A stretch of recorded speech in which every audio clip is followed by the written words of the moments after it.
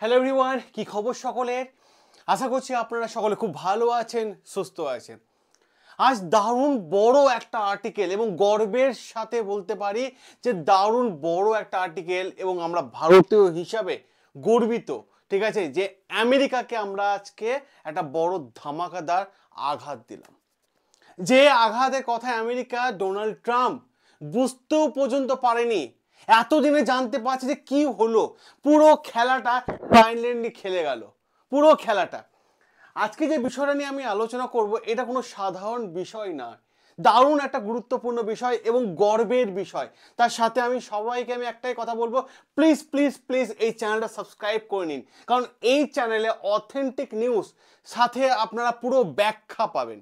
কারণ আমাদের ছাত্রছাত্রীরা যারা আছে তারা অবশ্যই আর্টিকেলটা নোট করো এবং যারা গার্জেনরা আছেন দেখছেন তারা অতি অবশ্যই শুনে নিন পুরো বিষয়টা। কেন আমরা বলছি আজকে এত গর্ব, কেন বুঝতেই পারছেন আমার মুখে একটা হাসি আছে যে আমেরিকাকে কড়া জবাব দিল ভারত। দেখুন যে বিষয়টা নিয়ে আমাদের আজকে আলোচনা, দেখতেই পাচ্ছেন পুরো আর্টিকেল কিন্তু ছেয়ে গেছে চারিদিকে, ঠিক আছে। টাটা মোটরস, হঠাৎ করে টাটা মোটরস কি করলো, কি এমন করলো? ইউএসএ যে নেতারা ডোনাল্ড ট্রাম্প এবং তার সাথে ওই সাঙ্গপাঙ্গরা নেতারা একটা বড় হুমকি দিচ্ছিল ভারতকে, যে ভারত রাশিয়ার সাথে ডিফেন্স এবং অয়েল এই দুটো ট্রেড করছে, অতএব ভারতীয় কোনো কোম্পানিকে আমেরিকায় ঢুকতে দেওয়া যাবে না। এমনকি ডোনাল্ড ট্রাম্প কয়েকদিন আগে ঘোষণাও পর্যন্ত করে দিয়েছিল যে ভারতের ইকোনমি ডেড ইকোনমি। ভারত এবং রাশিয়া একসাথে দুটো দেশকেই বলেছিল ভারত এবং রাশিয়ার ইকোনমি ডেড ইকোনমি। এবং সাথে সাথে এটাও ঘোষণা করেছিল ডোনাল্ড ট্রাম্প যে ভারত আমেরিকার মধ্যে যে সমস্ত ভারতীয়রা রয়েছে তাদেরকে, কোম্পানিতে চাকরি করছে তাদেরকে দ্রুততার সাথে কাজ থেকে ছাড়িয়ে ভারতে পাঠিয়ে দাও, ডোনাল্ড ট্রাম্প ঘোষণা করেছিল। তো এত বড় কথা যখন ঘোষণা করেছিল, ঠিক আছে, তখনই কিন্তু টাটা গোষ্ঠী চুপ থাকলো না, আমেরিকাকে পাল্টা ধাক্কা দিয়ে দিল। টাটা গোষ্ঠী আমেরিকাকে পাল্টা আঘাত দিল, যেটা ডোনাল্ড ট্রাম্প বুঝতেই পারেনি যে ভেতর ভেতর টাটা গোষ্ঠী কোন খেলা খেলছে। যে ইন্ডিয়ান কোম্পানি রাশিয়ার সাথে ভালোভাবে মিশে আছে, ইন্ডিয়ানদের সাথে রাশিয়ার সম্পর্ক ভালো, তাহলে কোনো ইন্ডিয়ান কোম্পানির সাথে আমেরিকা ব্যবসা করবে না। ঠিক এমনই সময় চলাকালে টাটা মোটরস ইউরোপিয়ান ইউনিয়ন দেশগুলোর মধ্যে ঢুকে দুটো বড় বড় কোম্পানি, এক জেন আর একটা হচ্ছে ইফকো, যারা গাড়ি বানায়, ঠিক আছে, এই দুটো বড় বড় কোম্পানির সাথে বড় ডিল করে ফেললো। বড় ডিল, ছোটখাটো ডিল না, ছোটখাটো ডিল না। এমনকি এটাও শোনা যাচ্ছে যে ইফকো শেয়ার কিনতে গিয়ে টাটা গোষ্ঠী, শোনা যাচ্ছে যে ইফকোকে কোম্পানিকে না কিনে নেয়, অ্যারাউন্ড 24% শেয়ার কিনতে চলেছে টাটা গোষ্ঠী এবং ডিল পুরোপুরি পাক্কা হয়ে গেছে, ডিল পুরোপুরি পাক্কা। আর এই খবরটা যখনই ওয়াশিংটনে গেল, ডোনাল্ড ট্রাম্প বসে আছে ওয়াশিংটনে, যখন এই খবরটা গেল চেয়ার থেকে কেঁপে উঠলো, ডোনাল্ড ট্রাম্প কেঁপে উঠলো যে ভাই এটা হলোটা কি, এটা হলোটা কি?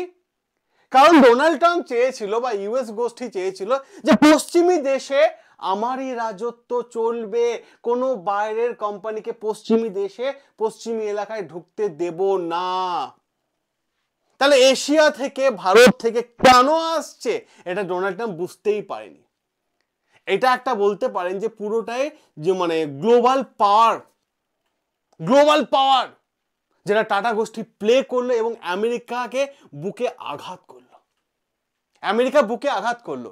টাটা গোষ্ঠীর যে সিও আছেন এস বালাজি স্যার, উনি বলেছেন যে এটা একটা ট্রেড না, ব্যবসায়ী কোনো ডিল না, এটা কোনো ব্যবসায়ী ডিল না, এটা হচ্ছে long time marketing strategy, long time ধরে মার্কেট ধরে রাখার জন্য ইউএসকে পরিষ্কার জানিয়ে দিয়েছে।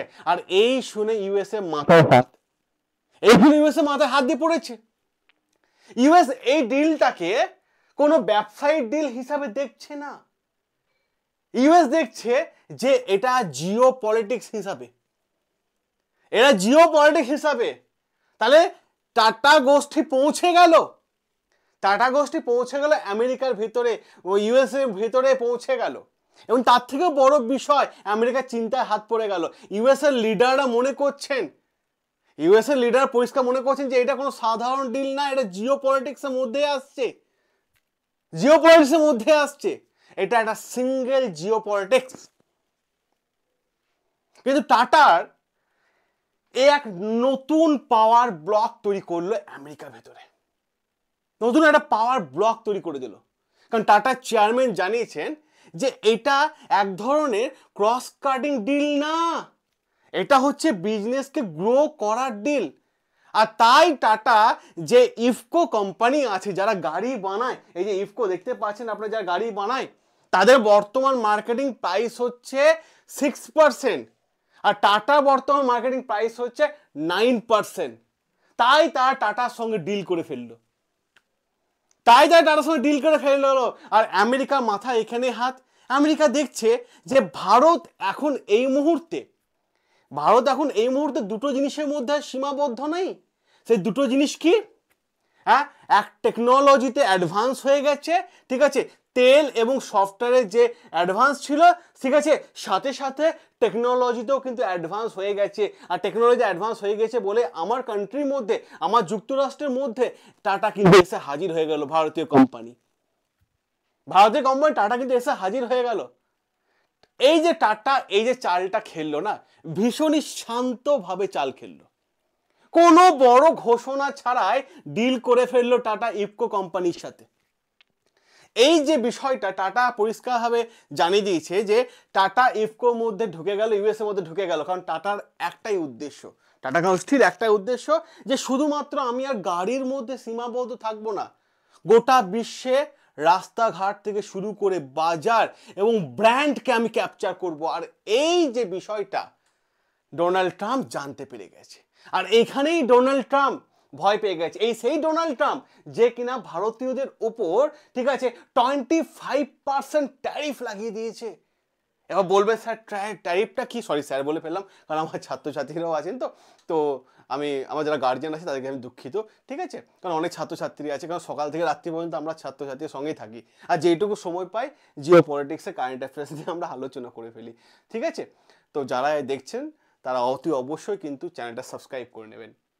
তো যে বিষয়টা আমরা দেখতে পাচ্ছি যে এই যে টাটা গোষ্ঠী বড় বড় ব্র্যান্ডকে ক্যাপচার করতে চাইছে, আর এখানে তো আমেরিকার মাথায় হাত চলে এলো যে ভাই টাটা গোষ্ঠী কি করছে। চোখের সামনে ডোনাল্ড ট্রাম্প দেখছে যে চোখের সামনে ভারতীয় কোম্পানি ইউরোপিয়ান ইউনিয়নের ব্র্যান্ডকে, এই যে ইউরোপিয়ান ইউনিয়ন বড় ব্র্যান্ড ইফকোকে হাইজ্যাক করে নিল। আর এই চুক্তির ফলে টাটা এবং ইফকো এরা নেটওয়ার্ক একটা সিঙ্গেল লাইনের মধ্যে চলে আসবে, সিঙ্গেল লাইনে।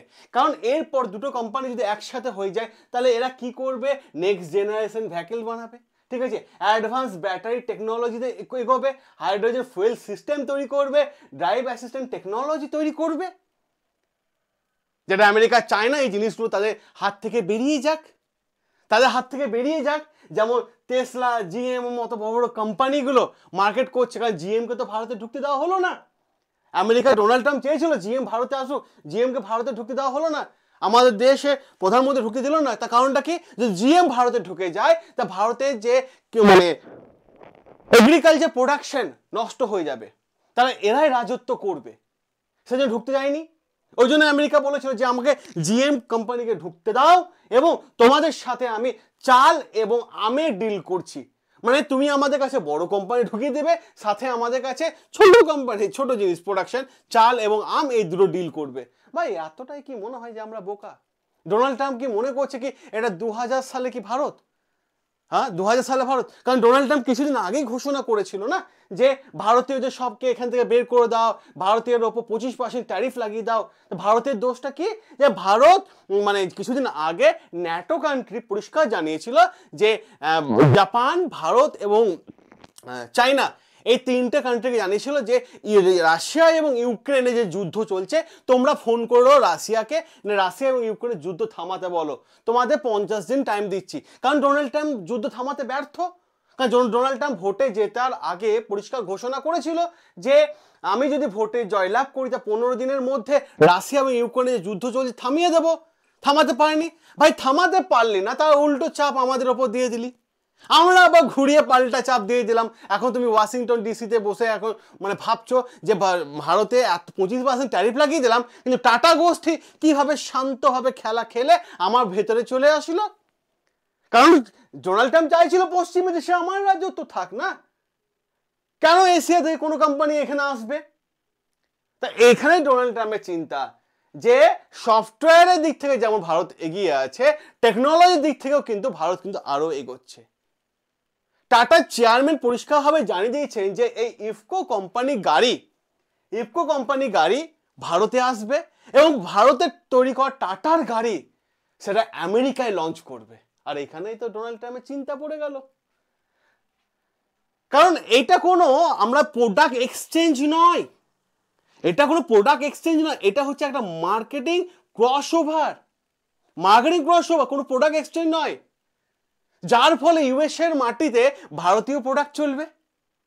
তুমি চেয়েছিলে ভারতবাসীকে বের করে দিতে, ভারতে 25% ট্যারিফ লাগিয়ে তোমারই আন্ডারে মানে ডান পকেটে ঢুকে আছে ন্যাটো চেয়ারপারসন বলেছিল যে যদি 50 দিনের মধ্যে ভারত রাশিয়া এবং ইউক্রেনের যুদ্ধ থামাতে তোমরা না পারো, তাহলে তোমাদের 3টে দেশের ওপর ভারত, জাপান এবং চায়নার ওপর 500% ট্যারিফ লাগাবো। লাগাও, এবার তোমার মধ্যে তো আমরা ঢুকে গেছি, লাগাও না, আমরা তো তোমার মধ্যে চলে এসেছি। আর এই চুক্তির ফলে লুকিয়ে আছে টাটার একটা বার্তা, কারণ টাটা কি বার্তা দিচ্ছে যে আর সেই ভারত নয় যে তোমাদের ওপর আমরা নির্ভর করে থাকবো। ভারত এবার দখল করবে বিশ্ব, টেকনোলজির দিক থেকে ভারত এবার বিশ্ব দখল করবে। আর এই সময় সব থেকে বড় ব্যাপার যেটা, সেটা হচ্ছে এই সময় আমরা দেখতে পাবো টাটার গাড়ি পর্যন্ত একদম আমেরিকা বাজারে হাজির। তাহলে আমেরিকাকে যোগ্য জবাব কে দিল? টাটা গোষ্ঠী দিয়ে দিল যোগ্য জবাব। আর এই সেই মানে গোষ্ঠী না যারা ভারতীয়দের উঠতে দিত না, ঠিক আছে, আমাদের একটা প্রোডাক্ট লঞ্চের জন্য ওদের গেটে দাঁড়িয়ে থাকতে হতো, ঠিক আছে, তারপর আমাদের বের করে দিত। এখন আমরা লাথি মেরে ওদের দেশের মধ্যেই ঢুকে গেলাম, ঠিক আছে। এই হচ্ছে পুরো বিষয়টা, আর্টিকেলটা। যদি আপনার ভালো লেগে থাকে অতি অবশ্যই কমেন্ট করবেন। আর টাটা গোষ্ঠীর জন্য স্যালুট একটা। চলুন সকলে সাবস্ক্রাইব করে নেন বাংলার জ্ঞান হাব। সকলে ভালো থাকবেন, সুস্থ থাকবেন। দেখা হবে আপনাদের সাথে নতুন আরো একটা আর্টিকেলে।